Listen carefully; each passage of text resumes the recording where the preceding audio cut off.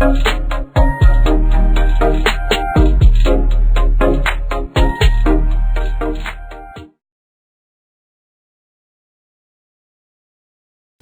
인사드리고 시작하겠습니다. 예, 안녕하십니까. 저는 메트라이프 생명의 이노베이션 센터 근무하는 남기현입니다. 반갑습니다. 요거 여기다 꽂고 하는 게 낫겠죠? 예, 제가 변액 관련된 그 강의는 메트라이프 이노베이션 센터 와서부터 거의 한 6년, 7년 동안 했던 것 같아요. 그런데 올해만큼 이렇게 좀 힘들다? 약간 좀 어렵다라고 이제 여겨지는 어떤 시기가 흔하지는 않았던 것 같습니다. 근데 사실 이제 굉장히 변수도 많고, 사실 모든 뭐 증권사라든지 뭐 금융회사에서 사실 연초에 이런 변액 관련된 내용이나 아니면은 이런 펀드나 아니면 주식 관련된 그 예측을 할 때는 항상 장밋빛 그 예상을 내놓잖아요. 근데 사실 올해는 그러지 못할 것 같습니다. 근데 저 같은 경우에도 사실 제가 이제 여기 과정 자체가 돈의 흐름이잖아요. 사실은 여러분들께서 이 금융업을 종사를 하시면서 이 돈의 흐름에 따라서 사실 고객의 자산을 재배분하고 포트폴리오를 재구성을 하셔야 될 텐데, 그에 따라 사실 이제 계속 민감하게 움직이는 게 변액인데, 그러기 위해서는 과연 고객이 확신할 수 있는 무언가가 있어야 되고, 그 전에 여러분들께서 직접 확신하실 수 있는 무언가가 있어야 된다고 저는 생각을 하거든요. 그래서 오늘은 제가 거기에 대한 내용을 좀 말씀을 드릴 거고, 크게 두 가지 챕터로 진행이 될 겁니다. 첫 번째는 일단은 그 현재 경제 상황을 좀 말씀을 드릴 거고요. 그리고 그로 인해서 앞으로 어떤 그 흐름이 좀 예상이 되는지 말씀을 좀 드릴 거고, 그럼 그에 따라서 어떤 형태의 펀드들이 괜찮을 것인지, 그리고 그를 또 이제 메트라이프의 상품하고도 연결을 시켜가지고 간단하게 상품에 대한 내용까지도 말씀을 좀 드리도록 하겠습니다. 일단은 그 지금 자산시장 전망을 좀 먼저 할 텐데, 우선 해외 얘기를 좀 먼저 할 수밖에 없습니다. 근데 해외 중에서는 해외 채권 얘기를 할 수밖에 없는데, 지금 리세션 리스크 때문에 굉장히 전 세계가 많이 위축이 되어 있습니다. 그러니까 다 침체라는 단어가 사실은 어떤 경제 잡지라든지 아니면 어떤 뭐 매거진을 열어봐도 R이라는 단어가 계속 나올 수밖에 없거든요. 그래서 이 R 리스크 때문에 굉장히 좀 우려가 많았습니다. 특히나 장단기 금리가 역전이 되면서 사실은 그동안 역사적으로 보면은 장단기 금리가 역전이 되는 그 시점이 지나면은 필연적으로 그 경기 침체가 왔거든요. 뭐 금융위기라든지 이런 것들이 왔는데, 이번에도 사실 이제 그 장단기 금리가 역전이 됐습니다. 그러면서 과거처럼 또 이렇게 굉장히 좀 큰 침체에 빠지는 게 아니냐, 뭐 이런 좀 우려들이 있었는데, 아직까지는 사실 이제 거기에 대해서 바로 침체에 이어질 수 있는 이런 신호는 아직은 보이질 않는데, 첫 번째로 보여지는 게 바로 이제 이 리세션에 대비해서 이제 어느 정도 학습이 됐다는 거죠. 사람들이 학습이 돼가지고 이제는 금리를 좀 인하하는 방향으로 좀 스탠스를 좀 바꿔 나갈 거다, 이런 식의 예측들을 하고 있습니다. 그래서 지금 미국 연준 같은 경우에도 사실은 여러분들 아시겠지만 작년하고 올해하고 사뭇 좀 움직임이 다릅니다. 작년까지만 하더라도 금리를 계속 이제 인상을 시키는 형태로 갔는데, 갑자기 올해 되면서 이제 약간 도비 시작이 바뀌었거든요. 도비 시작에 비둘기파가 좀 우세가 되면서 중앙은행에서 이제 금리를 동결을 한다든지 아니면은 좀 더 나가서는 뭐 내년 정도에는 한 차례 정도 금리를 인하할 수도 있다, 뭐 이런 움직임들 좀 나오고 있다는 거죠. 그리고 특히나 이 장단기 금리가 금융위기, 그러니까 2008년에 있었던 미국발 금융위기 이후에 최초로 역전이 됐거든요. 최초로 역전이 됐고, 그로 인해서 이제 크레딧 스프레드도 좀 약간 좀 우려가 됐었는데, 그 부분은 그렇게 크게 차이가 나지 않고 안정적으로 좀 가지고 가고 있다. 자, 그런데 재밌는 거는 이머징 마켓 같은 경우에는 조금 문제가 있다는 겁니다. 특히나 이제 터키나 브라질, 아르헨티나 같은 경우에는 크레딧 스프레드가 조금 커지고 있다. 그래서 이 나라들을 좀 주시할 필요가 있다, 이렇게 보시면 될 것 같습니다. 그래서 스프레드가 이런 식으로 이머징 마켓에는 좀 변화하고 있다, 이렇게 보시면 될 것 같고, 해외 채권 같은 경우에는 주식하고 채권이 좀 다르게 움직입니다. 그러니까 보시다시피 이제 이 파란색 그래프는 2017년도의 주식 시장의 그래프예요. 그러니까 선진국이죠, 선진국. 그리고 이 까만색 그래프는 작년이죠. 작년 주식시장 그래프인데, 작년에 사실은 그 연초에 분위기 상당히 좋았죠. 그래가지고 뭐 코스피가 3,000 간다 막 이러고 있어, 모든 자산 가격이 막 올라가던 이런 시절이 있었는데, 갑자기 10월 되면서 이게 꺾이기 시작해가지고 급격한 하락으로 이어졌죠. 그래서 2019년 같은 경우에도 지금 주식은 그렇게 크게 좋지는 않습니다. 특히나 미국은 그나마 좀 버티고 있는데, 유럽을 비롯한 이제 유로존 쪽이 조금 많이 어려운 상태다. 지금 이런 상태라고 좀 보시면 되고요. 선진국 채권은 어떠냐? 채권 같은 경우에는 재작년에는 굉장히 좋았죠. 작년에 안 좋았다가 올해는 조금 좀 어느 정도 따라가고 있는 이런 추세를 보이고 있습니다. 그럼 이머징 마켓의 주식은 어땠냐? 이머징 마켓 주식은 작년 같은 경우에는 꺾이는 듯 하다가 하반기에 선진국이 좀 꺾일 때 오히려 이제 중국을 비롯한 인도 같은 이런 나라들의 주식이 올라가면서 약간 상승세를 유지를 했는데 올해 주식도 좀 올라가다 꺾이는 이런 추세를 좀 보이고 있고요. 채권 같은 경우에는 기존의 어떤 2010년, 2018년하고 비교해봐도 상당히 좀 괜찮은 흐름을 보이고 있습니다. 그래서 지금 소위 말하는 그 스마트 머니라는 게요. 주식에서 계속 위출이 되고 있어요. 그러니까 여러분들께서 이제 아시지는 모르겠지만 이 스마트 머니라는 게 일반적인 개인 투자자들이 이제 투자하는 이런 돈들이 아니고 정말 큰 자본가들에 의해서 움직이는 돈들입니다. 굉장히 빠르게 움직이는 돈들이죠. 이 자금들이 이미 채권 시장으로 계속 유입이 되고 있다. 올해 초부터. 그래서 그것을 따라갈 가능성이 상당히 크다. 이렇게 보고 있습니다. 자, 그리고 이제 통화 정책을 좀 말씀을 드릴 건데 미국 같은 경우를 좀 말씀드리겠습니다. 미국 같은 경우 3월에 있었던 FOMC에서 성장률 전망을 대폭 하향 조정을 했습니다. 원래 이제 기존에 2018년에 냈었던 성장률이 어느 정도였냐면 2019년에는 2.3%고 2020년에는 2.0% 정도 성장할 것이다라고 예측을 했거든요. 근데 올해 3월에 있었던 FOMC에서는 이걸 이제 대폭 하향 조정을 했어요. 2.1%, 1.9%로 많이 내렸다는 겁니다. 그래서 이렇게 봤을 때 2019년 정도는 금리는 그냥 계속 동결된 가능성이 클 것 같고요. 그리고 2020년 정도 됐을 때는 금리 인하가 한 차례 정도 나올 가능성이 있다라고 보고 있습니다. 그리고 5월 말부터 이제 QT가 종료가 됩니다. QT라는 것은 양적 긴축이라서 QE의 반대말인데 QE 같은 경우에 여러분들 그 예전에 2008년 금융위 있었을 때 미국이 금융위기에 탈출하고자 어마어마한 양의 달러를 찍어냈죠. 예, 물량을 굉장히 많이 풀었잖아요. 달러 물량. 그게 QE인데 그 풀어낸 달러를 다시 회수하는 게 QT입니다. 재정 긴축이 들어가는 거죠.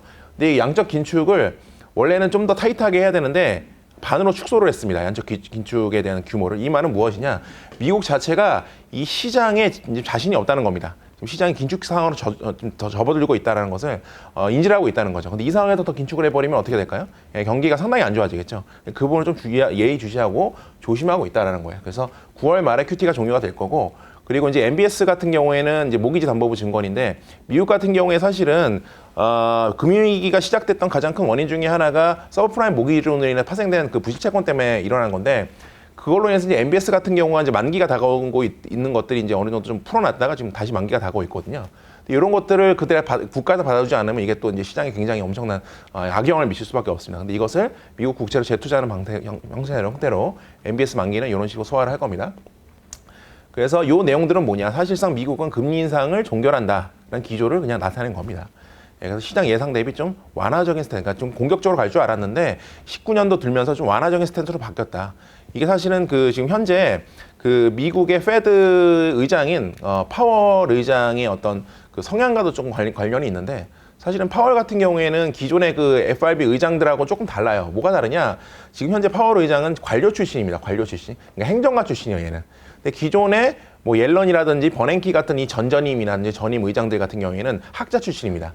특히나 버냉키 같은 분은 미국의 뭐 뉴욕 주립대라든지 아니면 하버드대 경제학과의 어떤 교과서로 그 사람이 쓴 책이 쓰일 정도로 굉장히 영향을 가진 사람이거든요. 근데 파월이 집권하고 나서 계속 이제 2년 연속 양적 긴축을 계속 단행을 하면서 금리를 계속 인상했습니다. 근데 물론 이제 미국의 경제가 상당히 좋았죠. 성장률도 상당히 좋았고, 그다음에 고용률도 상당히 좋아가지고 자신 있게 추진을 했는데 이 부분이 무엇과 배경이 되냐? 트럼프가 지금 펴려고 하는 약달러 정책하고 이제 완전히 배경이 되는 거죠. 트럼프는 지금 현재 전 세계를 상대로 무역 전쟁을 계속 일으키고 있잖아요. 그런데 그 이유 중에 하나가 사실은 약달러 정책을 펴기 위한 명분 쌓기라는 이제 선이 상당히 높습니다. 근데 약달러 정책을 가기 위해서는 달러의 금리가 올라가면 안 돼요. 금리가 떨어지거나 동결이 돼야 되는데 지금 FRB, 그러니까 지금 페드에서는 약달러 정책에 좀 반하는 그런 정책을 계속 펴왔다는 거죠. 파월 의장이 그런 정책을 계속 펴니까 트럼프가 올 초에 트위터에다 굉장히 좀 불만 섞인 트윗을 남겼습니다. 지금 연준은 미국 경제가 왜 이러는지 상황 파악을 못하고 있다. 왜 우리가 외국한테 시달리고 그리고 계속 우리가 달러가 계속 강해지는지 이건 주식시장에 좋은 영향을 미치지 않는데 왜 이런지 연준은 전혀 이해하지 못하겠다. 이런 식의 약간 좀 공격적인 트윗을 남겼어요. 그 이후에 어떤 일이 있었냐면 전임 의장이었던 옐런과 전전임 의장이었던 버냉키가 파월을 불렀어요. 셋이 같이 저녁 식사를 했습니다. 저녁 식사를 하고 나서 파월 의장의 스탠스가 완전히 바뀐 겁니다. 지금과 같은 좀 비둘기파 형태로 뭔가 있었다는 거죠, 중간에. 그래서 뭔가 큰 영향을 좀 행사한 것은 당연한 내용이겠죠. 당연히 트럼프가 이끄는 그런 정책과 맞아야 되니까. 자, 그리고 유로존 얘기를 할 건데 사실 유로존은 상당히 좀 어렵습니다, 지금. 특히나 여러분들께서 뭐 들으셨을 수도 있는데 유럽에서 사실은 지금 그나마 버티고 있는 게 어느 나라 때문에 버티고 있죠? 독일 때문에 버티고 있잖아요, 독일 때문에. 그죠? 근데 도이치방크가 지금 상당히 어려운 상황입니다. 예. 지금 상당히 어려운 상황이에요. 그래서 유럽 센트럴 뱅크 같은 경우에도 사실 성장률 전망을 미국보다 더 많이 내렸어요. 기존에 2018년에는 1.7%로 예측을 했는데 올해 3월에는 1.1%로 대폭 하향 조정을 했다는 거죠. 사실상 이 시기에서 이걸 1.1%로 떨어뜨렸다. 이거는 거의 성장을 하기 어려울 것이다라고 예측한 거랑 거의 동일합니다. 그리고 2020년 같은 경우에도 하향 조정을 했다는 거죠. 인플레이션 같은 경우에도 하향 조정을 했습니다. 그래서 ECB 같은 경우에는 금리는 그냥 계속 동결로 갈 것이고 몇몇 나라들은 이미 마이너스 금리에 접어들었죠. 그래서 인플레이션 목표 달성이 필요하다라고 판단되면은 그냥 계속 금리를 동결할 것이다. 그래서 이 상태로 계속 갈 거다. 굉장히 방어적인 전략을 취할 수밖에 없는 상황이다. 영국하고 일본은 뭐냐? 왜 영국은 따로 빼놨을까 유럽에서? 얘네들 브렉시트 때문에 지네들 탈출한다고 막 이러고 있죠. 영국은 이제 따로 움직이고 있어요. 따로 움직이고 있는데 굉장히 좀 재밌는 게 중앙은행, 일본 중앙은행은 그냥 굉장히 그냥 자신들이 쌓아놓은 각본대로 그대로 갑니다. 얘네들 변수가 없어요. 그냥 그대로 간다는 겁니다. 이 나라는 원래는 그래요. 원래 그런데 재밌는 것은 이제 BOE죠. 영국 중앙은행 같은 경우에는 기준금리를 동결을 하고 지금 현재 브렉시트를 갈 거냐 말 거냐에 대해서 전혀 알 수가 없잖아요. 그래가지고 굉장히 지금 혼란스러운 상황입니다. 그래서 뭐라고 지금 얘네들은 뭐 경제 전망을 내놓지도 못하고 있는 상태고 어떤 지표들을 수립도 못하고 있는 상태예요. 상당히 좀 심각한 상황이죠. 그래서 영국은 좀 지켜봐야 된다. 그래서 이게 좀 완만하게 해결이 되기를 다 모든 나라들이 원하고 있는데 만약에 이게 빠그라졌다 그러면은 유럽뿐만 아니라 전 세계에 굉장히 큰 악영향을 미칠 수밖에 없는 상황입니다. 그래서 브렉시트는 계속 주시해야 될 내용입니다. 이머징 국가를 보면은 브라질 같은 경우에는 전국이 상당히 안 좋았죠. 그래서 새로운 대통령이 단성이 됐습니다. 그런데 그 대통령도 지지율이 굉장히 떨어지고 있어요. 전 대통령은 체포됐고 그러면서 정치 갈등이 상당히 좀 심화되고 있어가지고 공무원연금이라는 연금 개혁에 대한 어떤 그 소위 말하는 국가의 구조조정을 하고 있지 못하는 상황입니다. 그래서 이 부분도 좀 불확실성에 큰 영향을 미치고 있다라고 보시면 될 것 같고요.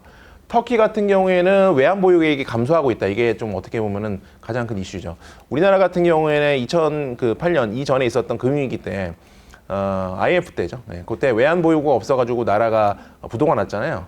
근데 그 이전에 어떤 일이 있었냐면 외환 보유고가 계속 감소가 됐거든요. 급격하게 감소가 됐어요.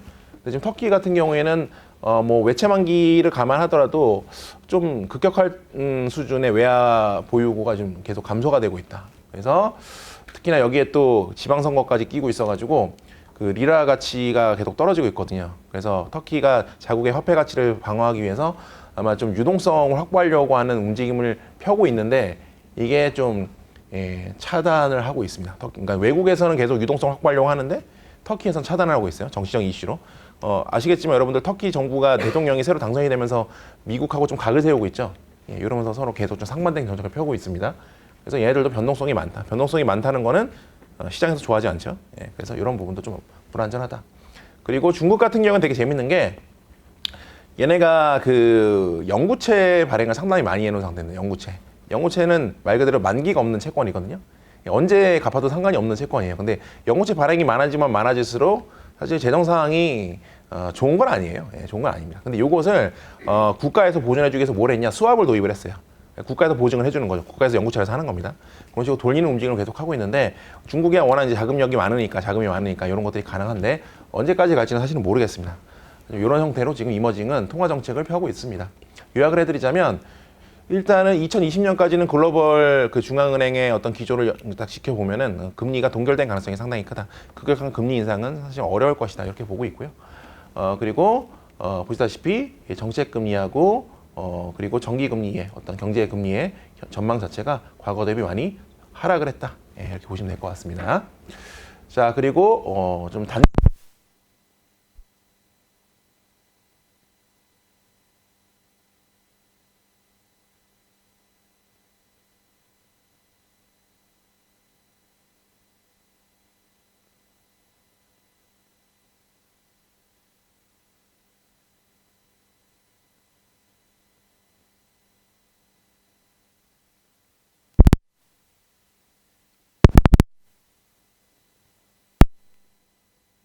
그래서 지금 현재 미국이 편 재정 정책의 그 효과가 거의 끝나가고 있고 그리고 전 세계 경제가 상당히 좀 좋지 않은 형태다. 특히나 중국 같은 경우에는 미중 무역 전쟁 때문에 상당히 좀 위축이 많이 되어 있죠. 그래서 이런 부분들로 인프라 투자를 지금 많이 못 하고 있다는 거죠. 아까 같은 그런 연구체나 이런 쪽에만 투자를 하지 인프라 투자나 이런 것들을 좀 잘 못하고 있다. 그래서 제조업 가치가 많이 떨어지고 있다는 겁니다. 유로존 같은 경우에는 아까 말씀드렸던 독일 그리고 이탈리아의 PMI 지수도 계속 하향 조정이 되고 있습니다. 그리고 여기서는 되게 재밌는 게 독일이 꺾어진 가장 큰 이유 중에 하나가 여러분들 그 재작년에 폭스바겐 그 디젤 게이트 사건이 있는 거 알고 계시죠?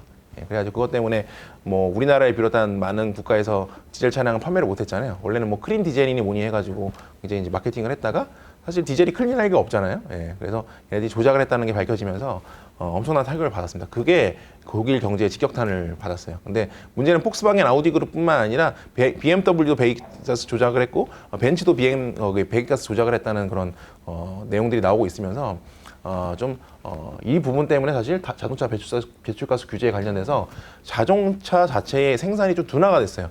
우리나라 같은 경우는 여러분 보세요. 아우디 매장 가보시면요. 원래 지금 신차 세그먼트 막 나와가지고 판매가 돼야 되는데 지금 있는 차가 아우디 A6 전 모델밖에 없습니다. 나머지 모델은 판매를 못하고 있어요. 아예 판매가 안 되고 있고 만들지를 못한다는 거죠. 공장에서 만들지 못하니까 제조 비수가 떨어질 수밖에 없겠죠. 판매도 안 되고. 이런 것들에 대한 공급 충격이 있어요. 그래서 독일이 상당히 좀 어려졌고요. 이탈리아 같은 경우에는 또 선거 관련 문제가 좀 발생을 했습니다. 그래서 거기에다가 아까 말씀드렸던 영국의 브렉시트 불확실성 이런 것들도 다 좀 위축의 요소가 되고 있습니다. 그래서 선진국이나 신흥국이나 할 거 없이 다 올해 경제 성장률은 기존 대비 하향 조정이 되고 있다라고 보시면 됩니다. 그래서 이제 미국 같은 경우를 좀 말씀을 드리면은 얘네들은 이제 그 약세로 갈 거는 분명하니까 그 전에 충격을 완화하기 위해서 지금 계속 조건을 만들고 있는 거죠. 재밌는 거는 아까 말씀드렸던 3월부터 중앙은행 페드에서 비둘기파적인 정책으로 좀 긴축적인 통화 정책을 좀 완화하고 있는 형태로 그나마 가고 있다는 게 그나마 페드가 기존의 어떤 2008년이나 그 전에 있었던 약간 좀 공격적인 추세에서 좀 벗어나려고 하는 게 보인다. 이게 뭐 우리한테는 다행이죠. 근데 재밌는 거는 미국하고 미국이 아닌 나라들의 경쟁률에 대한 어떤 어떻게 보면 이 격차가 점점 벌어지고 있어요. 그러니까 미국에 속해 있는 제조업이라든지 미국 산업에 관련된 경쟁률은 계속 올라가고 있는데 미국이 아닌 나라들의 경쟁률은 계속 떨어지고 있다는 거죠. 근데 미국은 이걸 즐기고 있다는 겁니다. 예, 즐기고 있다는 거예요. 예, 그리고 재정 수지는 악화되는데 경상 수지 흑자가 계속되고 있다. 그러니까 이게 재정이 이렇게 되니까 미국에서 뭘 하고 있어요? 예, 무역 전쟁을 이제 일으키는 거예요. 계속 이거 가지고. 예, 미국은 사실은 경제가 상당히 좋은데 무역 수지 이게 적자를 계속 보고 있으니까 사실 이 무역 수지 적자를 보는 이유가요. 어떤 환율 때문에 보는 건 아니에요. 근데 미국 같은 게 되게 재밌는 게 트럼프가 계속 무슨 얘기를 하냐. 지금 미국이 이렇게 계속 손해를 보는 이유는 뭐 중국을 비롯한 몇몇 나라들에서 미국에 수출하는 여러 나라들에서 의도적으로 환율을 조작하고 있기 때문이다라고 계속 프레임을 만들고 있어요. 사실 그 미국의 산업 구조를 보시면은요, GDP 대비 제조업이 차지한 비중이 10%가 되지가 않거든요. 그런 이유는 이제 정작 보시면은요, 미국의 어떤 환율이 어떻게 된다고 해서 미국이 가지고 있는 어떤 이런 무역 수지 적자가 흑자로 전환된다? 사실 이거는 현실적이지 않은 내용이라는 겁니다. 큰 영향을 주지 않는다는 거예요. 그럼 과연 도대체 왜 이러고 있냐? 아까 제가 말씀드렸던 대로 지금 얘네들은 조건을 만들고 있는 중이에요. 어떤 조건? 일단은 중국과의 무역 전쟁에서 뭔가를 가져와야겠죠.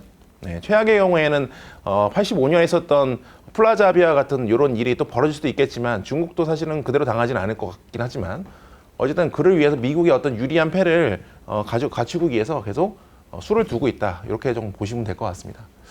자, 그래서 글로벌은 경제 성장률이 좀 둔화가 될 것이고 긴축적 통화 정책 완화가 될 것이며 약달러로 갈 것이다.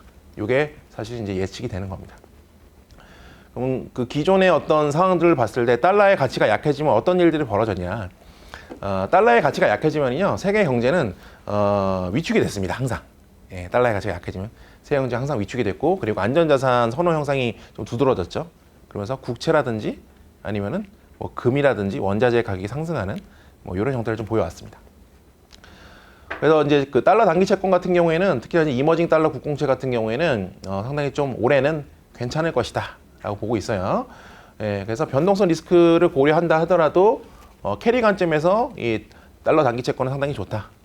그래서 글로벌 중앙은행에서 계속 완화 기조를 보이고 있기 때문에 이 비용에 따른 달러 수급이 좀 원활해질 것이다. 그래가지고 달러채에 이머징 달러채에 투자하는 것은 상당히 괜찮을 것이다. 상대적으로 미국 회사채는 조금 어려울 거예요. 근데 이제 이머징 투자 등급의 국공채라든지 이머징 단기 달러 채권 같은 경우에는 2019년도에 상당히 좀 괜찮을 것이다. 그래서 여러분들께서 고객분들에게 어떤 그 변액 같은 상품을 권해주실 때 펀드 골라주시잖아요. 펀드 골라주실 때 채권형 펀드 종류도 상당히 많죠. 이머징 채권형 펀드라든지 달러 채권형 펀드 이런 것들이 있으시면 이번에 좀 포트폴리오 조정하시면은 그래도 자산을 지키는 데는 나쁘지 않을 것이다. 이렇게 좀 말씀을 드리고 싶습니다. 통화정책 아까 말씀드렸던 대로 금리 인하 한번 반영됐고요. 그리고 장단기 금리가 역전이 됐기 때문에 금리 인하될 것이다라는 얘기가 있다. 그리고 금리 얘기를 하겠습니다. 여러분들 금리 얘기를 하기 전에 사실은 여러분들께서 실제 내가 금에 투자하고 계신 분 계신가요? 내가 실물 자산의 금이라든지 아니면은 뭐 ETF에 투자하고 계시는 분들 계신가요 혹시? 없으시죠? 예, 없을까요? 예. 그동안 금 가격이 어땠어요? 상당히 안 좋았습니다. 계속 떨어졌다는 거예요. 계속. 거의 뭐 7년, 8년 동안 떨어졌어요. 금 가격이 오르지 않았어요. 이유가 무엇이냐? 근데 사실은 그 경제 상황이 안 좋아지면 금 가격은 그동안 올랐거든요. 자산 가격이 올랐거든요. 근데 안 올랐다는 거죠. 재밌는 거는 금 가격은 오르지 않았는데 페이퍼 골드의 가격은 올랐다는 겁니다. 가짜급이라는 거죠. 쉽게 말씀드리면 페이퍼 골드 가격은 올랐어요. 그런데 그 페이퍼 골드의 가격이 오르면서 달러 가치가 금의 가치를 계속 누르고 있는 형국이 지금 거의 5년 넘게 지속이 되고 있는데 되게 재밌는 사실은 그 이면에서 어떤 움직임들이 보이고 있냐. 여러분들 그 전 세계적으로 가장 큰 은행 중에 하나인 시티뱅크라든지 아니면은 독일의 도이치방크라든지 이런 그 굉장히 큰 중앙은행들이 사실 5년 동안 뭘 했냐. 그렇게 싸진 금이 있잖아요. 실물금을 계속 매입하고 있어요. 금을 계속 모으고 있습니다. 예. 그리고 더 재밌는 사실은 그 여러분들 바젤에 있는 BIS라는 곳을 알고 계시죠? 국제결제은행이죠. 그 국제결제은행에서 만든 규정에 따라서 모든 회계라든지 이런 것들이 다 그 시장의 회계가 다 조정이 되고 그에 따라서 움직여야 되는데 여러분들 들어보셨겠지만 2022년부터 원래 21년에 1년 연기됐죠. 보험사에 이제 IFRS 17 시작이 되잖아요. 그죠? 국제 회계 기준에 따라서 어떤 그 평가 기준이 바뀌어 버리잖아요. 이런 회계 기준이라든지 자본 대비 부채 비율이라든지 아니면 자기 자본 비율의 어떤 그 이런 것들에 대한 국제 규역을 만드는 회사가 만드는 것이 바로 국제결제은행입니다. 바젤에 있는 국제결제은행인데 이 바젤에 있는 국제결제은행에서 올해 초에 되게 재밌는 어떤 결론을 내렸는데 첫 번째는 원래 그들이 그 인정하는 안전자산은요, 안전자산이라고 하는 그것은 국공채밖에 없었어요. 바젤에서 인정하는 국공채, 그러니까 인정하는 안전자산은 국공채밖에 없었다고. 근데 그 안전자산에 실물금을 포함을 시켰습니다. 역사상 처음 있는 일이에요. 그런데 금값은 계속 떨어졌죠. 근데 큰 은행들은 그 떨어진 금을 계속 사모으고 있다는 겁니다. 뭔가 이상하지 않습니까? 그러면서 유동성을 계속 확대를 하면서 실물이 아닌 어떤 그 신용화폐의 통화량은 계속 늘리고 있다는 거죠. 미국을 비롯해서. 이거는 우리도 대비를 할 필요가 있다는 것을 시사할 수밖에 없는 내용이죠. 실물금의 가격이 그동안 많이 눌렸지만 지금부터는 실물금을 생각할 시기가 온 겁니다. 그렇다고 실물금을 무조건 뭐 올인을 하셔라 라고 말씀드리는 건 아니에요. 근데 준비는 하셔야 되는 거예요. 준비는. 근데 지금 바로 들어가는 건 아니고 제가 지금 말씀드린 이 금은 긴축이 그러니까 본격적인 긴축 상황으로 돌아섰다. 경기 침체로 돌아섰다. 이런 시그널이 딱 보이면은 언제라도 금을 매수하실 수 있는 준비를 하셔야 됩니다. 그러니까 머릿속에 골드를 계속 담아두고 계셔야 돼요. 그런 상황에서 올해는 좀 긴장감을 가지고 움직이실 필요가 있습니다. 그래서 현재 자산 가격의 변동성이 확대가 되고 있기 때문에 특히나 이제 금 같은 경우에는 업사이드 리스크가 있다. 올라갈 가능성이 존재한다. 라고 말씀을 드리겠습니다.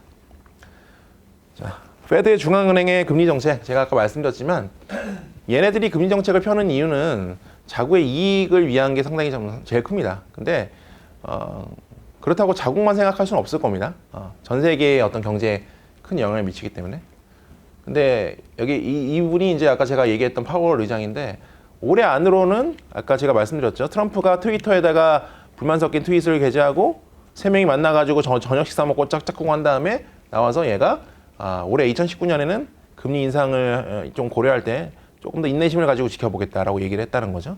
즉 기준금리를 올릴 계획이 없음을 시사를 했다는 겁니다. 그리고 시장에 있는 돈을 걷어들이는 QT, 아까 제가 말씀드린 양적 긴축 정책도 종료를 빨리 하도록 결정을 했다는 거죠. 이유는 무엇이냐? 그 자신만만하던 미국이 경기 둔화를 우려하고 있다는 뜻입니다. 그래서 이런 이제 시장의 사이클을 보면은요, 시장은 뭐 항상 좋은 적도 없었고요, 계속 나쁜 적도 없었다는 거죠. 이와 같은 사이클을 계속 반복을 하면서 순환을 했다는 건데, 여러분들께서 이해하시기 쉽게 말씀을 드리면은 2008년 금융위기 때부터 한번 말씀을 드려보자는 거죠. 이때 서브프라임 위기가 있었죠. 그래서 전 세계의 경제 상황이 상당히 안 좋아져 긴축이 됐는데, 이때부터 양적 완화 정책, 그러니까 미국을 비롯해 미국 같은 경우에는 그 뭐 200년 동안 찍어냈던 달러 발행량의 5배가 넘는 달러를 한 번에 찍어냈죠. 예, 그러면서 양적 완화 정책을 폈고, 유럽도 마찬가지예요. 유로존도 양적 완화 정책을 폈고, 일본 같은 경우에도 아베노믹스를 시작을 하면서 양적 완화 정책을 폈어요. 그러면서 계속 이 위기를 극복하고자 저성장 저금리 시대에서 양적 완화 정책을 폈습니다. 그러면서 물가가 서서히 상승을 하면서 경기도 좋아졌죠. 그러면서 디플레이션의 탈출이 됐고, 특히나 미국 같은 경우에는 사실 이 양적 완화 정책이 주요해가지고 그 큰 선진국이 연평균 성장률 4% 이상을 보이는 국가가 됐습니다. 그러면서 위기에서 탈출했어요. 그러면서 주식시장의 선호도가 높아졌어요. 2018년에 초기에 굉장히 분위기 좋았잖아요. 그러면서 막 경기가 회복이 되고 인플레이션 확산이 국면이 지속됐는데, 이때 이제 자산 버블이 형성이 되나 싶었는데 경기가 이제 둔화가 되고 자산 가격도 꺾이는 시기에 도입이 되었다는 겁니다. 그 다음은 침체거든요. 그 다음엔 버블이 터지는 거예요. 그러니까 이 다음 단계는 우리가 항상 좋아하는 단계는 이 단계인데, 이제 남은 단계는 여기라는 겁니다. 어렵죠? 이런 시기에는 우리가 무엇을 해야 되냐? 손 놓고 있어야 되냐? 너무 위험하니까 변액을 하지 말아야 되냐? 이런 갈등을 하게 되죠. 거기에 대한 답변은 제가 이따가 말씀을 좀 드릴게요. 사실 이 국면은요, 신흥국 자산에 관심을 갖기에 되게 좋은 때다라는 겁니다. 그동안 역사적으로 봤을 때. 그래서 신흥국의 채권형 펀드에 상당히 좀 관심이 많이 쏠리고 있고요. 금리가 상승하면은 채권 가격이 상승해서 투자 수익이 오기 때문에 신흥국 같은 경우에 특히 우리나라를 비롯한 뭐 터키라든지 이런 나라들의 신흥국 채권은 상당히 좋을 것이다 보고 있습니다. 그럼 요거를 실물 그 자산과 이런 간접 투자 자산의 차이의 분명히 발생이 발현될 텐데, 우리가 지금 판매될 수 있는 상품은 사실은 보험 상품에서는 변액 상품밖에 없잖아요. 여기 어떻게 적용이 될 것이냐, 이거 좀 말씀드릴게요. 기존의 투자 수익률을 좀 보시면은 요게 3월 29일 기준으로 메트라이프 동행에서 운용이 되고 있는 20가지 펀드, 이 중에서 달러 단기 채권 펀드는 아직 들어가지 않았습니다. 포트폴리오에 19개 펀드죠. 여기에 이제 기존의 수익률을 보시면은요, 가치 주식형 펀드를 비롯한 그 주식형 펀드의 수익률이 다 마이너스예요. 그죠? 마이너스 7.5, 그리고 마이너스 7.4, 마이너스 7, 얘는 마이너스 12, 마이너스 6.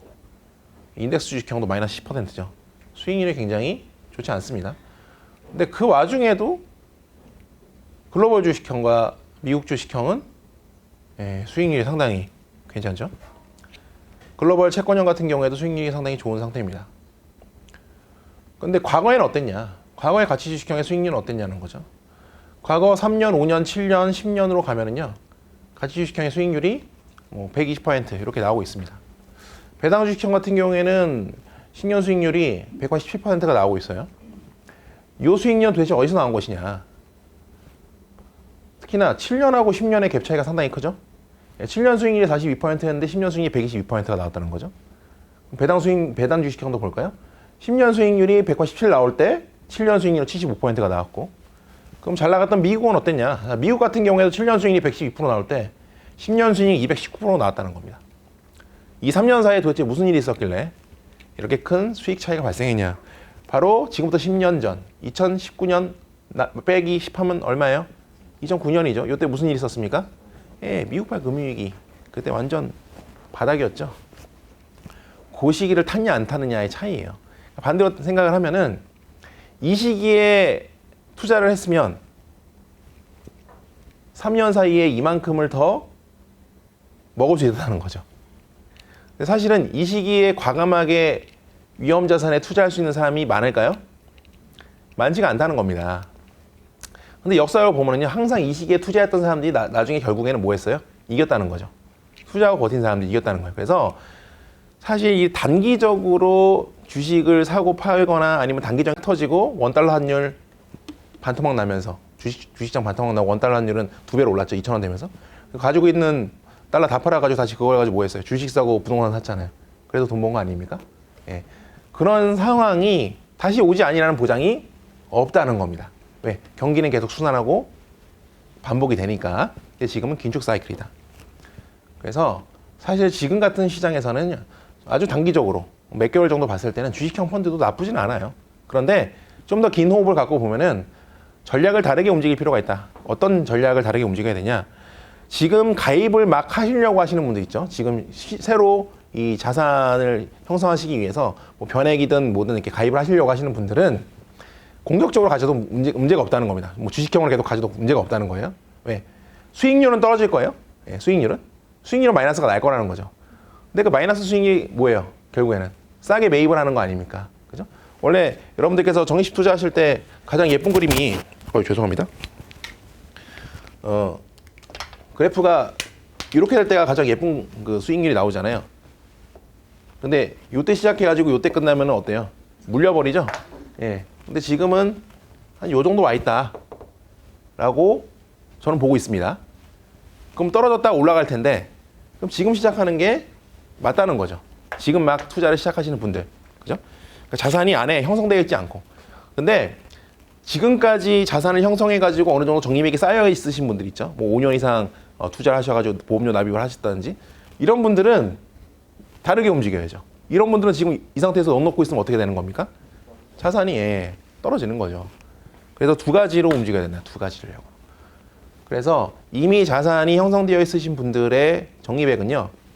아까 제가 말씀드렸던 그런 안전자산이라든지 아니면 어떤 그 불확실성이 많아질 때 자산 가격이 오르는 채권이라든지 아니면 원자재에 좀 거치해 두시고 그러면서 계속 매달 내시는 금액은 그냥 똑같이 주식형 펀드에 투자하시는 두 가지 전략을 쓰셔야 된다는 겁니다. 같이 쓰셔야 되는 거예요.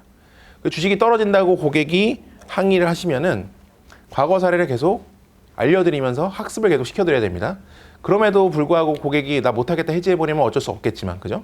근데 어쨌든 여러분들 가장 현명한 선택을 하게 도와드려야 되는 거니까요. 그래서 특히 이제 이 시기에 메트라이프가 상당히 좀 빠르게 움직였습니다. 여러분들 메트라이프가 왜 하필 가만히 있다가 작년부터 달러 관련된 그 상품들을 시중에 출시를 하고 그리고 이번 달부터 이 변액연금에도 드디어 달러 자산에 투자할 수 있는 펀드를 편입을 했어요. 달러 단기 채권형 펀드를 새롭게 편입을 시켰다는 거죠.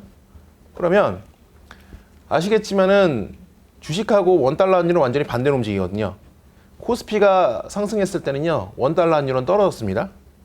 근데 금융위기 때 코스피가 2025포인트 찍고 960포인트까지 반토막 났죠. 그죠? 이때 원달러 환율은 어떻게 움직였냐면 800원대에서 거의 1600원까지 올라왔다는 겁니다. 예. 완전히 반대로 움직인다는 거죠. 그러니까 음의 상관관계를 가지고 있어요. 근데 지금은 자산 가격이 축소가 되거나 아니면은 긴축 상황이 왔을 때 안 좋아지면 원달러 환율은 어떻게 됐다? 올라갔다는 겁니다. 2008년 금융위기 때 원달러는 1600원까지 올라갔고 그리고 1998년 IMF 때는 원달러 환율이 얼마까지 올라갔죠? 거의 2000원까지 올라갔잖아요. 그럼 앞으로 원달러 환율이 다시 1500원 이상으로 올라갈 수 있는 가능성이 있다 없다? 있을 수 있다는 겁니다. 있을 수 있다는 거예요. 그때를 대비해서 메트라이프가 좀 발빠르게 달러 단기 채권형 펀드를 출시를 했습니다. 그래서 이 부분을 가지고 달러와 주식에 동시에 투자할 수 있는 어떤 포트폴리오를 가져갔다는 거죠. 아까 말씀드렸던 대로 나의 적립된 자산은 달러 자산으로 가져가시다가 그리고 계속 투자하시는 거 계속 주식에 묶어두시다가 이런 상황이 만약에 발생을 했을 때 주식이 급락하고 원달러 환율이 올라갔을 때 이때 무엇을 하시면 된다? 달러 자산을 원화로 환전해가지고 주식에 재투자하시면 되는 겁니다. 이 사이클을 기존에는 한 상품 내에서 할 수가 없었어요. 그렇죠? 그런데 이제는 가능해졌다는 겁니다. 자, 그리고 그래서 제가 이제 추천드리는 첫 번째 펀드가 달러 단기 채권형 펀드예요. 그러니까 제가 여기서 추천드리는 펀드는 지금 막 매달 투자하는 요게 아니고요. 제가 다시 말씀드렸지만 기존에 투자를 해서 어느 정도 적립액이 쌓여 있는 형태 그리고 목돈을 투자하실 때 내용입니다. 그리고 두 번째는 글로벌 채권형 펀드입니다. 해외 채권은 가격이 계속 상승을 할 거예요. 계속 상승을 할 거고, 특히나 이 글로벌 채권형 펀드에 가장 많이 투입이 된 투입 비율을 가지고 있는 나라가 바로 멕시코입니다. 멕시코. 이 멕시코라는 나라가 앞으로도 상승률이 상당히 높을 거예요. 여러분들 베네수엘라 난민들 멕시코에서 계속 흡사하고 있는 건 알고 계시죠? 지금 멕시코랑 미국하고 베네수엘라도 파워 게임을 하고는 있는데, 미국 같은 게 사실은 베네수엘라에는 원유에 관심이 없습니다. 이유는 알고 계시죠? 자, 미국은 이미 셰일 오일이 자국이 200년 동안 써도 남을 만큼의 셰일 오일을 확보하고 있잖아요. 자국에. 근데 멕시코는 그렇지가 않죠. 그래서 베네수엘라의 어떤 정세를 활용을 해가지고 멕시코가 베네수엘라의 많은 부분들을 좀 가져오려고 하는 의지가 있습니다.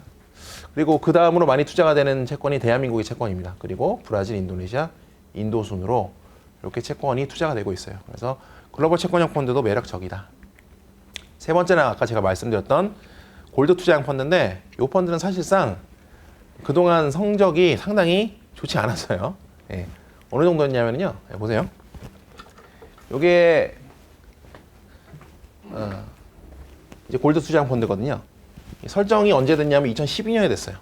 꽤 됐죠? 한 7년 정도 된 겁니다. 그럼 그동안 수익률을 보면은요. 보세요. 7년 수익률이 마이너스인 펀드가 없어요. 사실. 없죠? 아무리 못해도 마이너스 0.53%. 그리고 높은 거는 뭐 112% 이렇게 나오는데, 골드 투자형 펀드는 마이너스 26%예요. 이니까 사람들이 안 하죠.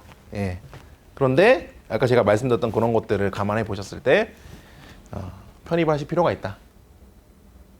특히나 ETF 같은 경우는 실물 금과 같이 움직이기 때문에 상당히 괜찮다라고 보시면 될 것 같고, 그렇다고 제가 말씀드렸죠. 이 골드에 올인하시면 된다, 안 된다? 안 됩니다. 골드에 올인하시면 안 돼요. 골드는 전체 포트폴리오에서 한 10% 정도 수준으로 포트폴리오에 편입을 시키는 형태로 가시는 게 좋다는 겁니다. 만에 하나의 경우를 대비해서. 자, 그래서 골드도 이제 활용할 때가 왔다라고 보시면 될 것 같고요. 그리고 마지막으로 글로벌 멀티 인컴, 이거는 세계 주식에 투자가 되고 채권에 투자가 되고 다 투자가 되는 건데, 특히나 선진국 위주로 투자가 됩니다. 해외 채권 주식에. 그래서 미국, 영국, 프랑스, 독일, 인도 이런 식으로 주요 국가의 주식과 채권에 분산 투자가 되는데, 얘는 왜 넣어놨냐? 모든 부분을 달러나 안전자산에만 올인을 하시게 되면은 자산 가격의 상승이 있었을 때에 상대적으로 좀 오르지 못하는 부분들이 있잖아요. 그래서 큰 포트폴리오 봤을 때 제가 말씀드렸던 달러 단기 요건 한 50% 정도 가져가시고, 그 다음에 글로벌 채권 얘를 한 20% 정도, 그리고 골드 10%, 멀티 인컴 20%, 요 정도 포트폴리오로 구성을 하시면 향후 긴축 그리고 좀 꺾이는 장세가 온다 하더라도 다른 분들보다는 높은 수익률을 기대할 수 있다라고 좀 말씀을 드리겠습니다. 그래서 이런 식으로 펀드를 일단은 추천을 드렸고, 제가 지금까지 드리는 그 내용이 장밋빛 전망을 얘기한 건 절대 아니죠. 안 좋은 얘기만 계속했다는 거, 안 좋은 얘기만.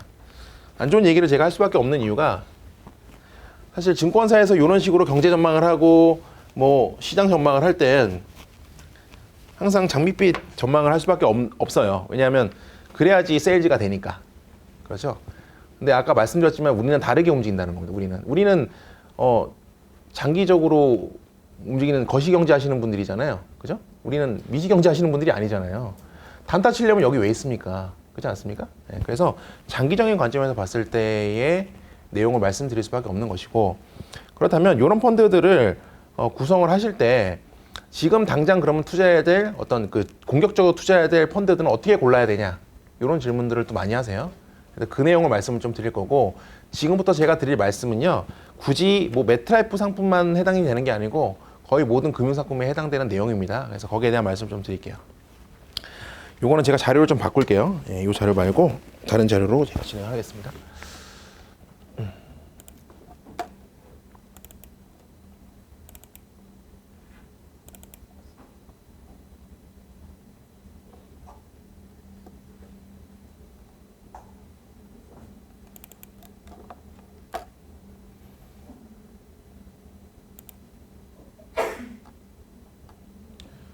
여러분들께서 제가 아까 말씀드렸던 내용들을 그래프로 제가 좀 다시 한번 말씀드리면,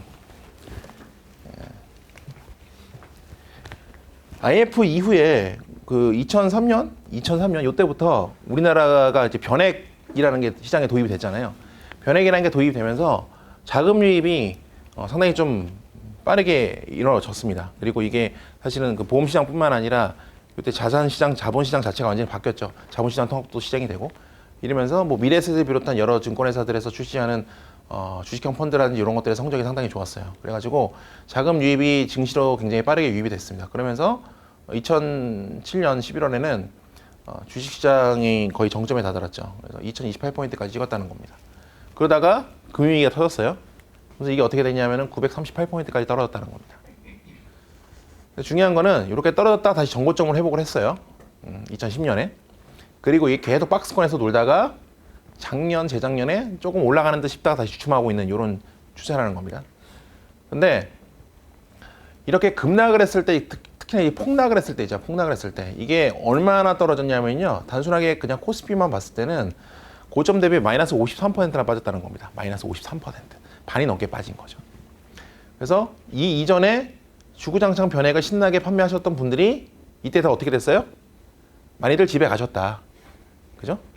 저도 이때 제가 이제 2005년부터 일을 했는데 저는 2005년 3월 코드예요. 생명보험 코드로.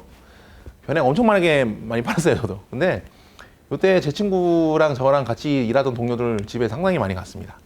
예, 영업 정지도 많이 당하고 환수도 많이 당했죠. 근데 재밌는 거는 요게 이렇게 폭락을 한 게 뭐 우리가 잘못해서 폭락은 아니잖아요. 그죠? 미국발 금융위기 때문에 그 여파로 떨어진 건데 사실은 변액이라는 주식시장은 언제라도 이렇게 떨어질 수 있는 겁니다. 그게 당연한 거죠. 근데 그동안 그 우리에게 교육을 했던 수많은 금융회사라든지 보험사들은 올라간다는 얘기는 상당히 많이 했어요. 뭐 미국의 401k가 뭐 어떻게 돼가지고 다우존스 지수가 5배가 오른 것처럼 우리나라도 연기금이 주식시장에 투입이 되고 이러면서 우리나라 주식도 5천 간다 막 이러면서 막 굉장히 자극적으로 그리고 코스트 에버리지 효과 막 얘기하면서 장기 투자하면 된다.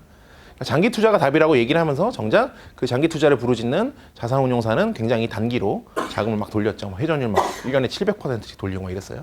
아무튼 그러면서 세일즈를 위한 마케팅밖에 안 했다는 겁니다. 실제로 우리가 이렇게 떨어질 수 있다는 거를 인지를 못 시켰다는 겁니다. 인지를 일부러 안 한 거죠. 그런데 여기에 나오는 26개월이나 숫자에 우리는 주목할 필요가 있다는 거예요. 우리가 앞으로도 일을 하면서 이건 뭐냐면은요.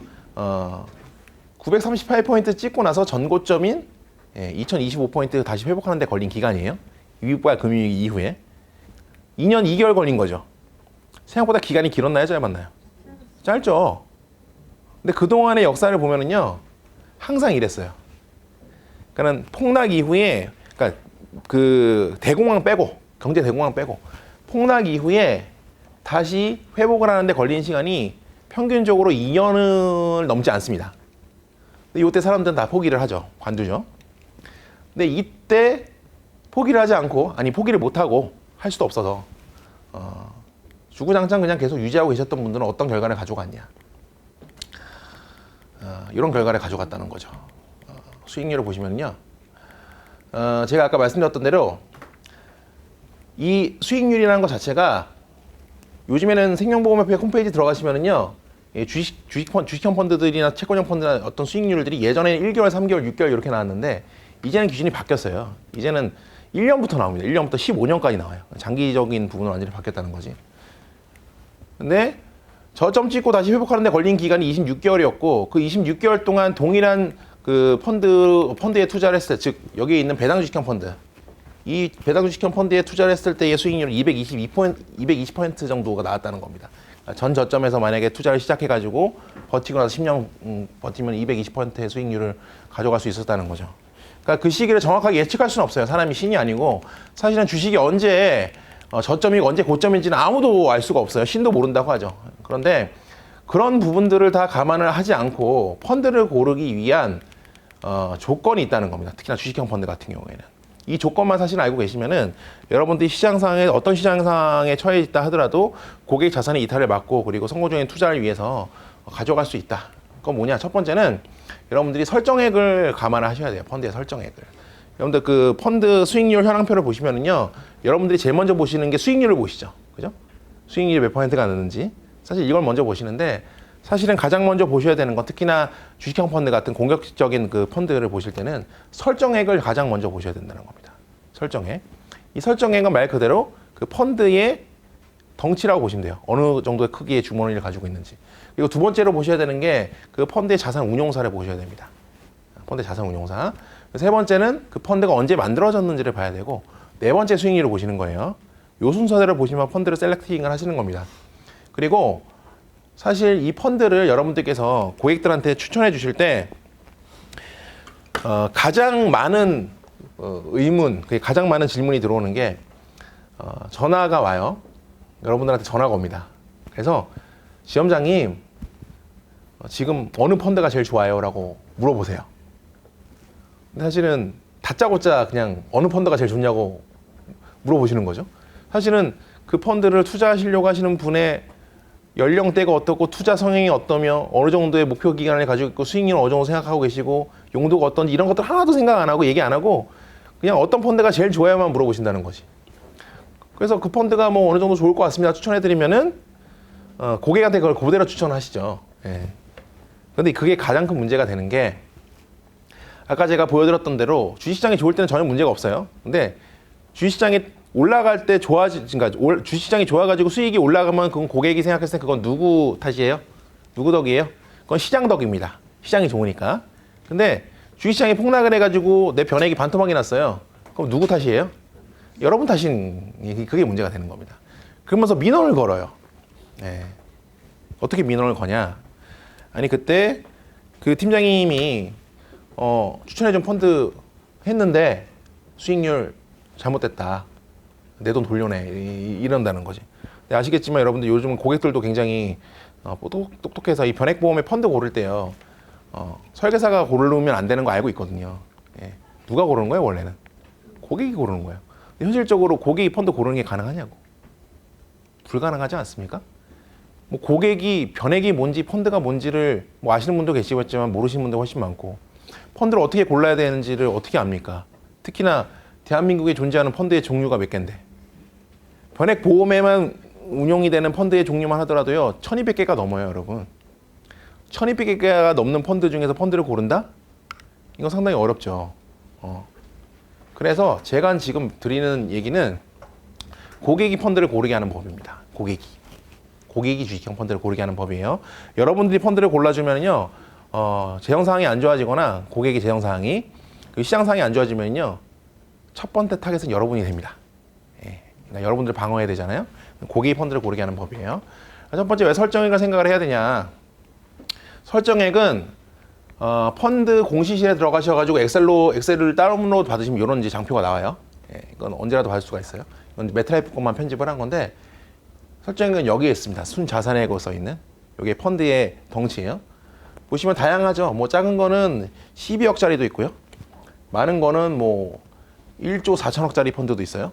상당히 다양합니다. 예, 상당히 다양한 설정액을 가지고 있어요. 여기 많은 설정액이 있고 두 번째로 제가 자산 운용사 봐야 된다 그랬잖아요. 자산 운용사는 여기에 있습니다. 예, 여기에. 다 다르죠? 그리고 설정일, 즉 펀드가 언제 만들어졌는지는 여기에 나와 있습니다. 이것도 마찬가지로 뭐 2005년에 만든 놈도 있고 보시면은 2018년에 만든 놈도 있고 다양하죠. 그리고 마지막으로 수익률은 이 가운데 있어요. 사실상 여러분들이 제일 먼저 보는 게 이거죠. 이 중에서 뭘 제일 먼저 봅니까? 여러분들은 이 누적 수익률 아니면 1년 수익률을 제일 먼저 보시더라고요. 근데 제가 생각하기에는 누적 수익률 여러분들은 안 보시는 게 좋을 것 같아요.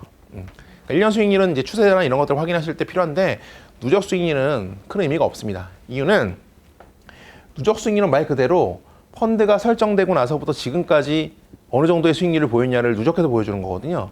근데 얘는 오래되면 오래될수록 수익률이 좋을 수밖에 없어요. 객관적인 지표가 아니라는 겁니다. 누적 수익률 되도록 보지 마세요. 어쨌든 보신다는 겁니다. 근데 제가 봐야 된다고 생각하는 수익률은 57 실면 수익률. 이걸 좀 말씀을 드리는 겁니다. 보겠습니다. 왜 자산 운용사를 봐야 되냐? 설정액은 제가 아까 말씀드렸어요. 그죠? 설정액은 여기에 있다고 제가 말씀드렸죠. 근데 설정액이 중요한 이유가 이 자산운용사 때문에 그래. 자산운용사의 그 영업 행태. 자산운용사가 돈을 어떻게 벌죠? 자산운용사가 수익을 걷는 가장 기본적인 조직이 뭐예요? 수수료. 무슨 수수료? 운용수수료. 운용 보수죠. 요거는 수익 더 냈다고 더 줍니까? 그렇지 않죠? 딱 정해져 있습니다. 변액 같은 경우에는 뭐 주식형 펀드는 1% 미만이고요. 채권형 펀드는 0.6%, 0.4% 이렇게 주고 있어요. 근데 1% 받는다고 가정해 보자는 겁니다. 1%를 운용 보수를. 그러면 자산 운용사 입장에서 아까 12억짜리 펀드도 있었고 1조 4천억짜리 펀드도 있었어요. 만약에 자산 운용사가 12억짜리 펀드를 운용한다고 가정해 보겠습니다. 그럼 1년 열심히 운용해봤자 자산 운용사에 얼마 떨어지는 거예요? 1,200만 원 떨어지는 거예요. 근데 1조 4천억짜리 펀드 운용하면 1년 운용하면 얼마 떨어지는 겁니까? 그렇죠? 어디에 더 신경 쓸까요? 당연한 거 아닙니까? 그리고 특히나 이게 실제로 기사화된 적이 있었는데 어떤 내용이었냐면은 이게 2017년에 조선일보 경제면에 나왔던 기사예요. 제가 울산 출장 가다가 비행기에서 이제 신문을 보는데 재밌는 기사가 있더라고요. 내용이 뭔가 봤더니 여러분들 예전에 은행 가시면은 대출하실 때 있잖아요. 은행 대출하실 때 10년 전 이럴 때 꺾기 들어왔잖아요. 그때는 꺾기에 대한 제한이 없었어요. 사실 여기서 꺾기로 영업하신 분들도 계실 거예요. 근데 꺾기가 들어오는데 원래 꺾기가 어떻게 들어오냐면은 예금 대출 금리를 조금 인하해 주는 조건으로 자사에 뭐 적금이라든지 연금이라든지 이런 것들을 팔았다는 겁니다. 보험도 팔고. 근데 2007년, 2006년 요때는 분위기가 어땠냐면은 그냥 테헤란로 딱 나가시면은 길 쫙 양옆에 보면은 간판들이 죄다 주황색이었어요. 다 미래에셋 자산운용, 미래에셋 증권, 미래에셋 생명 다 그랬죠. 그리고 그때는 사람들을 보면은 눈이 다 탐욕으로 가득했습니다. 사람들 눈이. 왜 그랬냐? 그때 당시에 그 인디펜던스나 디스커버리 같은 이런 주식형 펀드의 수익률이 연평균 수익률이 막 50%, 20% 이렇게 나왔고 특히나 미래에셋 차이나 솔로몬이라는 중국 펀드가 있었거든요. 그 펀드가 1년 수익률이 100%가 넘었어요. 그러니까 사람들이 이걸 안 하면은 바보가 되는 거야. 그래가지고 그때 당시에 어마어마한 사람들이 이제 펀드에 많이 가입을 했죠. 그러면서 은행에서도 뭘 했냐면은 은행에서도 꺾기를 할 때 자신들의 상품을 한 게 아니고 정시 펀드를 추천해 줬어요. 정시 펀드를. 왜? 적금보다 수익률이 괜찮으니까. 근데 이때 적금 중에서 5%, 4% 이랬거든요. 나쁘지 않았거든. 근데 주식형 펀드 수익률이 막 30%씩 나니까 그걸 추천해 주는 겁니다. 그러면서 더 재밌는 게 연금저축 펀드가 있었어요, 여러분들. 연금저축 펀드. 연금저축 같은 경우에는 고객들이 가입할 때 큰 부담이 없잖아요. 어차피 소득공제 되고, 어차피 연금 하나 필요하고, 그리고 기왕에 연금저축 드는 거 펀드로 들면은 수익률도 더 괜찮을 거니까 은행 입장에서도 고객님 연금저축 펀드 하나 드세요. 어차피 소득공제 받으셔야 되고, 그리고 한 10년 정도 가져가시면 적금보다 수익률 좋을 거예요. 이렇게 가져갔다는 거예요. 그런데 10년이 지나고 나서 성적표를 딱 까보니까 적금보다 수익률이 안 나오는 겁니다. 연금저축 펀드가. 이유가 뭔지 봤더니 이게 설정이 상당히 작은 겁니다. 얘네들이. 100억이 안 되는 펀드들이 허다했다는 거예요. 그래서 자산운용사 입장에서는 돈이 안 되죠. 운용을 어디에 맡겼냐? 초보 매니저들한테 운용을 맡겼다는 겁니다. 초보 매니저들한테.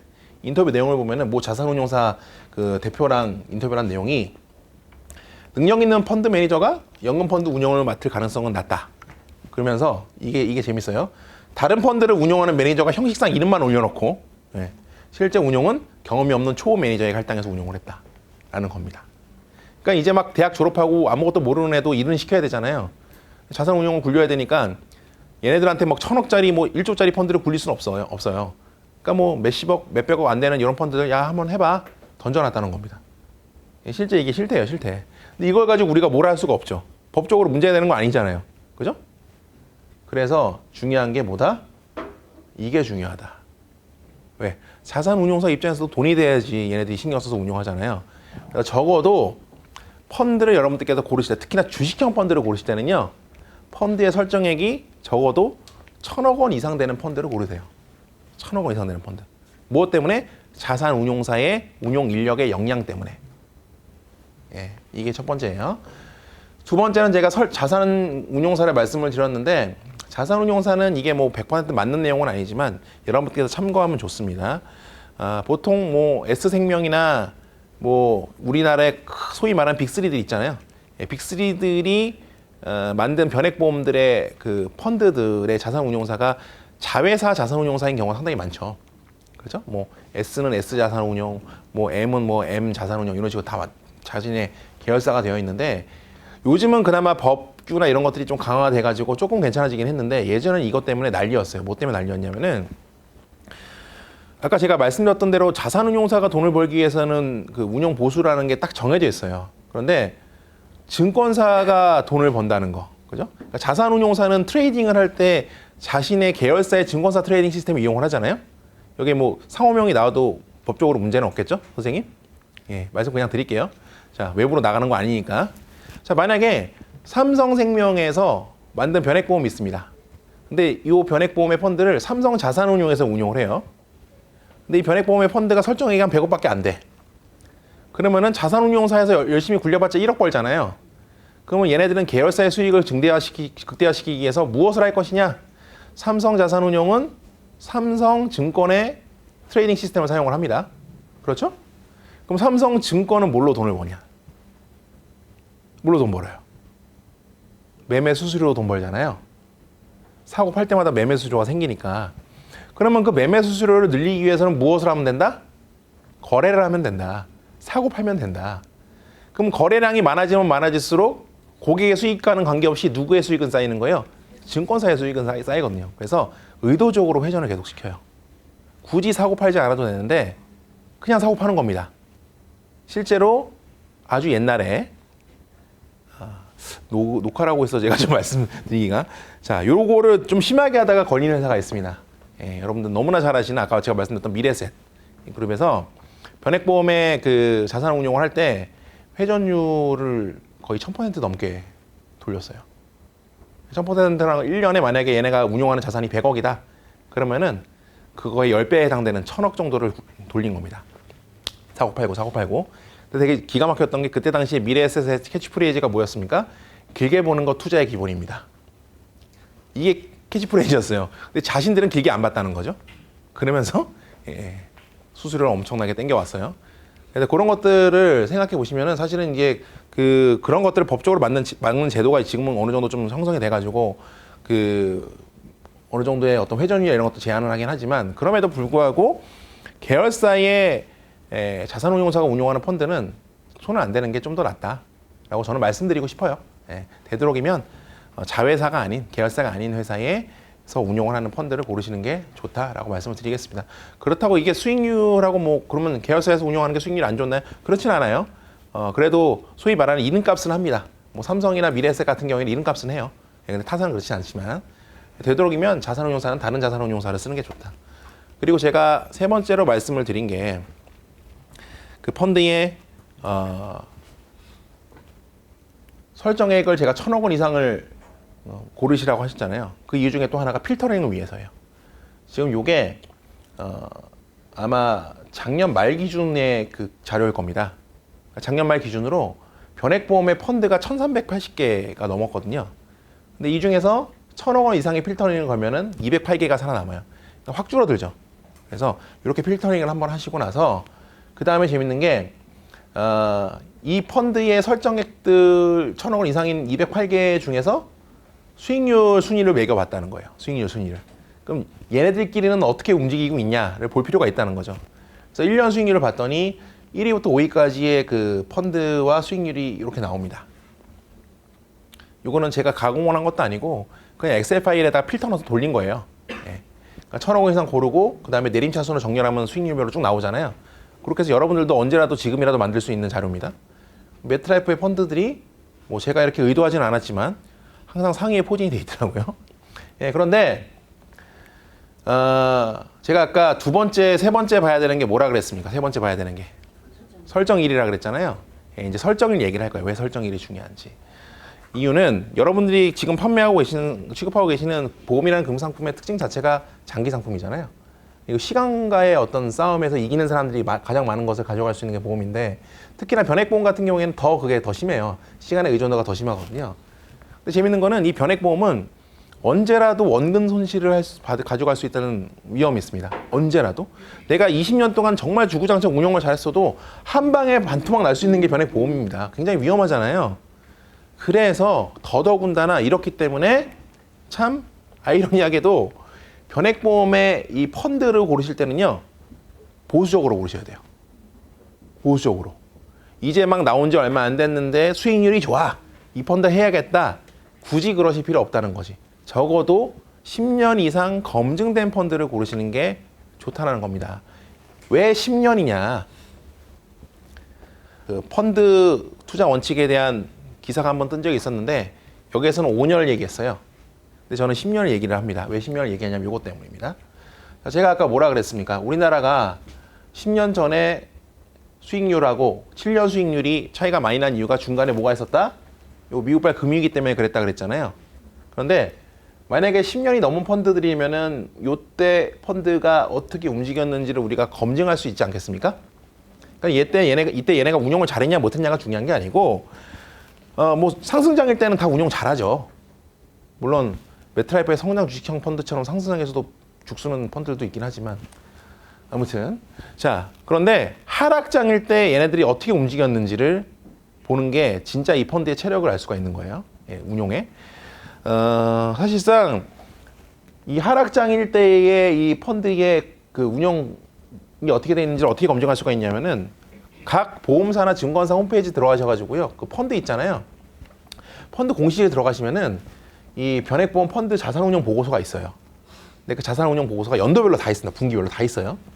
그래서 내가 만약에 금융위기 때 얘가 어떻게 움직였는지 알고 싶다. 그러면은 2007년 금융위기 때 우리나라 주식 폭락했을 때 이때 자산운용사를 딱 보면은 그림이 나와요. 얘네들이 가지고 있는 주식을 얼마나 팔고 샀으며 뭐 펀드의 운용 인력을 바꿨는지 안 바꿨는지 그리고 벤치마크 대비 수익이 얼마나 났는지 그러니까 뭐 코스피 인덱스 대비 수익이 났는지 안 났는지 이런 것들도 다 볼 수가 있다는 거지. 검증을 할 수가 있다는 검증을. 물론 거기까지 들어가서 그 펀드를 검증하기 위해서 자산운용 보고서를요 하나부터 열까지 보시는 그런 분들은 많지는 않아요. 하지만 고객들은 그렇지 않겠지만 여러분들은 그걸 봐야죠. 그죠? 그래서 그런 식으로 검증을 하기 위해서 적어도 10년 이상 된 펀드를 고르셔야 된다는 겁니다. 그리고 마지막으로 봐야 될 게 수익률이죠. 자, 여기서 말씀드리는 수익률은요. 제가 말씀드리는 수익률은 5년 수익률 이상부터 저는 말씀드립니다. 5년 수익률, 5년, 7년, 10년 수익률. 왜 5년 수익률을 말씀을 드리냐. 변액보험 자체가 뭐예요? 장기 상품이잖아요. 그렇기 때문에 장기 수익률이 중요한 겁니다. 보시면은요.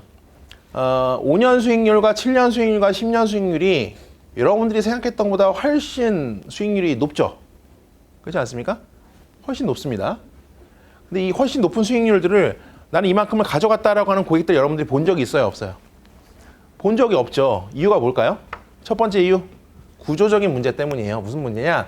여기에 나온 수익률은 정시 펀드의 수익률이 아니고 그냥 지금부터 직전 3년 동안 1,000만 원 투자했을 때 지금 얼마 나왔냐? 이 수익률이라는 거예요. 그러니까 매달 내가 정기적으로 돈을 투자했을 땐 당연히 이것보다 수익률이 낮겠죠. 그죠? 일반적인 수익률, 모든 펀드의 수익률은 다 그렇습니다. 근데 두 번째 이유는 뭐냐? 이만큼을 버티는 사람들이 많지가 않다는 거예요. 여러분들 중에서도 여러분들 10년 전에 변액보험 가입하신 거 유지하고 계신 분들 계신가요, 혹시? 중간에 깨시지 않았나요? 갈아타시고? 물론 유지하시는 분들도 계셨겠죠. 근데 그런 분들은 수익률이 어때요? 괜찮다는 겁니다. 예. 근데 그걸 못 버틴다는 거지. 중간에 그런 위기 상황이 오거나 돈이 필요했을 때 뺏어 쓰거나 그리고 무리하게 펀드를 변경하거나 이래서 실패를 하는 경우가 많다는 거죠.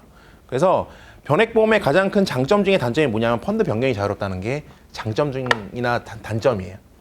왜 이게 단점이 되냐? 펀드 변경이 자유롭고 펀드 변경에 대한 수수료가 없다는 건 상당히 큰 매력이긴 합니다. 그리고 시장 상황에 따라서 안전자산과 위험자산을 골고루 왔다 갔다 하면서 타이밍 잘 맞으면 수익을 더 창출할 수 있는 건 맞는데 사실 그 타이밍을 잡는 게 쉽지가 않아요. 기준이 없다는 거죠. 일반적으로 여러분들 고객들의 패턴을 보자는 거예요. 주식시장이 2000포인트 딱 넘고 나서 한 번 꺾였어요.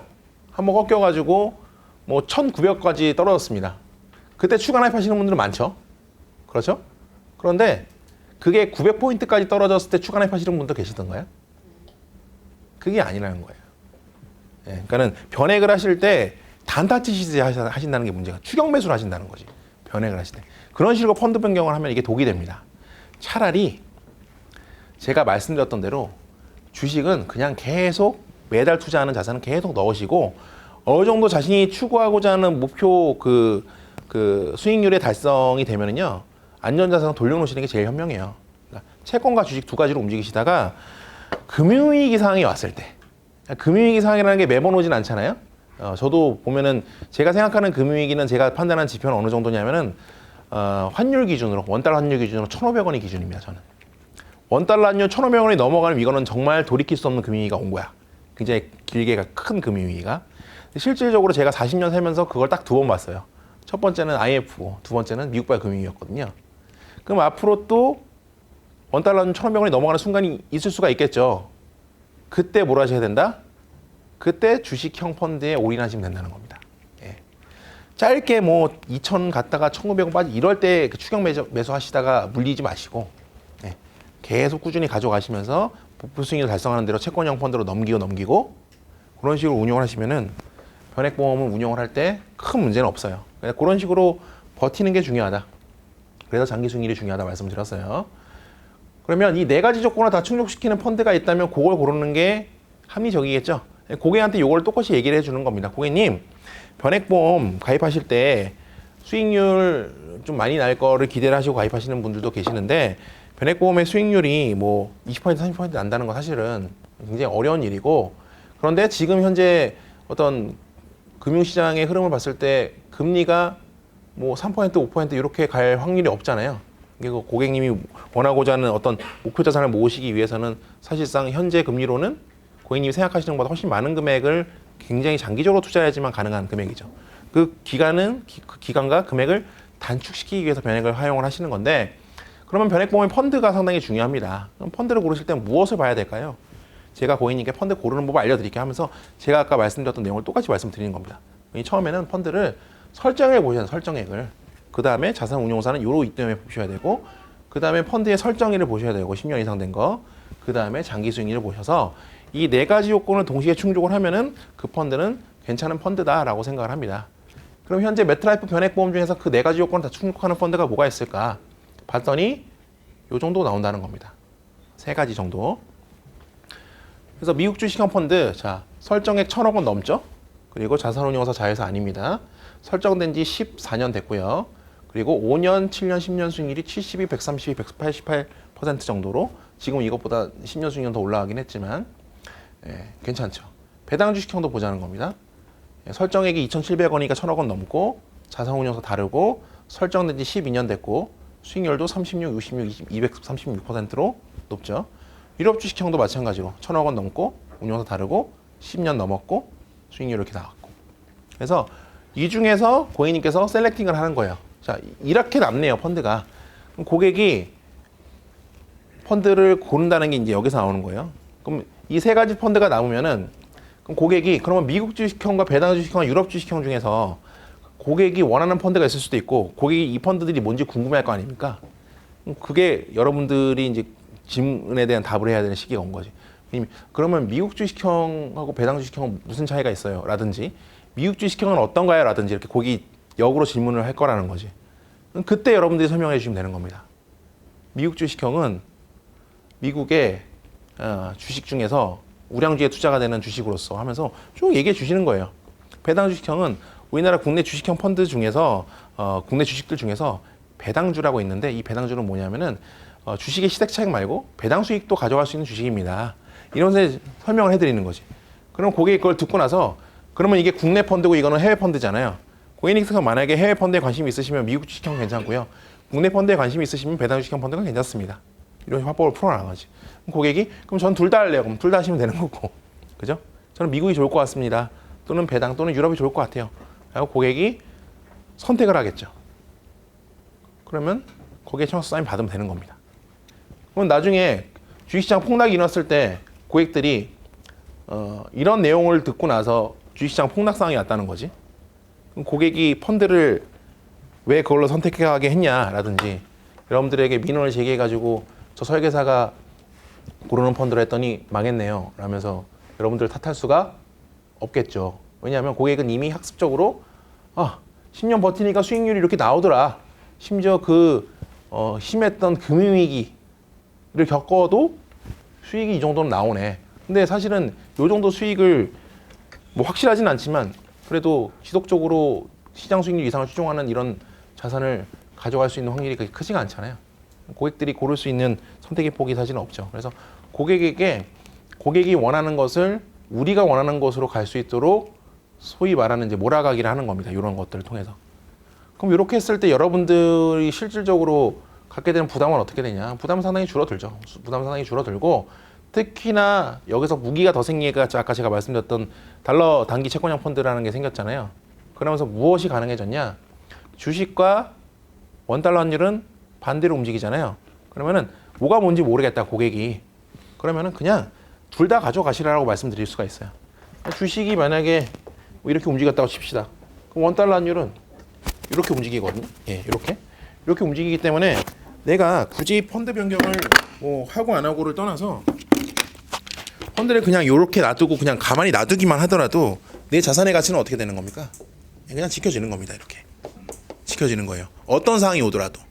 그동안 여러분들께서 제가 사실은 이 데이터를 가지고 과거 100년부터 지금까지 데이터를 미국 주식하고 그 원달러 환율이 이제 사실 생긴 게 70년대부터 생겼으니까 그때부터 대입을 해봤더니 1971년부터 지금까지 주식하고 환율을 가지고 계속 그 데이터를 계산을 해봤더니 그래프가요 거의 이렇게 나옵니다. 거의 5대5로 가져갔을 때.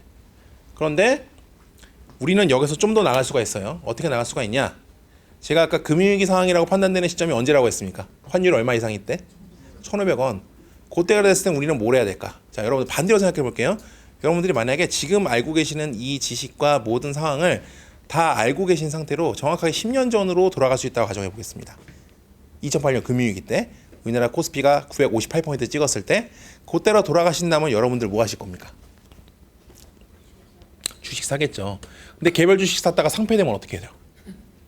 굉장히 어렵잖아요. 그래서 펀드나 간접 투자를 하시겠죠. 뭐 변액을 하실 수도 있고. 근데 그렇게 하시려고 하더라도 뭐가 있어야 돼요?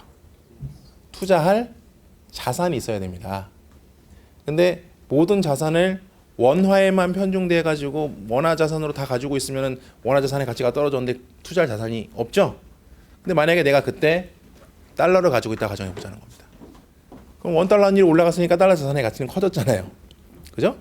그래서 위기 상황이 왔을 때 주식형 펀드가 됐든 뭐 주식이 됐든 투자할 수 있는 자산이 알아서 갖춰지죠. 그죠? 이때 과감하게 원달러는 1,500원 넘으면 어떻게 하면 된다? 과감하게 환전하셔서 변액 주식형 펀드에 수입하시면 아주 예쁜 결과가 나오겠죠. 그래서 시장의 흐름 자체가 변수는 상당히 많지만 큰 그림은 과거 뭐 200년, 300년 동안 과거에 네덜란드 튤립 버블부터 시작해가지고 400년 동안의 금융시장이 흘러왔는데 그동안의 그 그래프는 항상 순환이었다는 거지. 이건 계속 반복이 된다는 거고. 그래서 그때를 대비해서 여러분들께서 향후 변액 상품 고객분들한테 추천해 주실 때 좀 긴 호흡을 가지시고 고객분들에게 추천해 줄 수 있는 포트폴리오를 구성할 수 있으시면 좋을 것 같습니다. 자, 정리하겠습니다. 오늘 일단은 첫 번째는 자산 시장이 어떻게 움직일 것이다. 지금은 긴축 측면으로 들어섰고 그리고 시장이 녹록치는 않다. 이런 상황에 있을 때는 좀 안전자산의 어떤 확보가 좀 더 시급해지고 달러라든지 아니면 금이라는 이런 안전자산 확보가 중요해졌다. 그리고 두 번째로 펀드를 고르실 때 고객님이 고르게 하지 마시고 아니 여러분이 고르지 마시고 고객님이 골라야 된다. 근데 고객님이 펀드를 고르게 하기 위해서는 학습을 시켜야겠죠. 근데 펀드를 고르실 때 방법을 네 가지를 알고 계셔야 된다 말씀드렸습니다. 그래서 장기 자산을 운용할 때와 단기 자산을 운용할 때는 다르게 움직여야 되고 특히나 어느 정도 누적이 되어 있어가지고 적립금이 쌓였을 때 그 쌓여 있는 적립금을 운용하는 방법과 매달 투자하는 금액의 운용 방법은 완전히 달라야 된다. 이렇게 말씀을 드리고 마무리를 하겠습니다. 자, 오늘 긴 시간 동안 경청해 주셔서 감사하고요. 부디 이 강의가 여러분들에게 좀 도움이 됐기를 바라면서 이번 강의 마무리하도록 하겠습니다. 감사합니다.